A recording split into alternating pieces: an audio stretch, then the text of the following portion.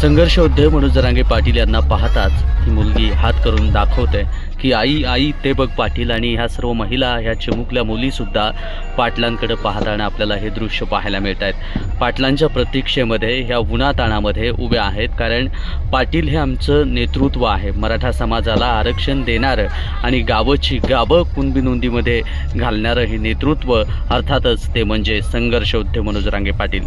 येणाऱ्या पिढीचं भवितव्य उज्ज्वल करण्यासाठी पाटील लढतायत आणि पाटलांच्या सोबत आम्ही कायम आहोत हे सांगताना हे सर्व चिमुकले असतील, महिला असतील, उन्हाताणामध्ये आपल्याला पाहायला मिळत आहेत. किट्टे आडगाव या ठिकाणावरची दृश्य आहेत. किट्टे आडगावमध्ये संघर्ष योद्धे मनोज जरांगे पाटील पोहोचले होते आणि पाटलांच्या उपस्थितीमध्ये छत्रपती शिवरायांना देखील या ठिकाणी अभिवादन केलेलं आहे. आणि या चिमुकल्या पाहू शकता आपण की पाटील आलेत असं दाखवताना ही आबाल वयोवृद्ध मंडळीसुद्धा पाटलांच्या प्रतीक्षेत पाहायला मिळालेली आहे.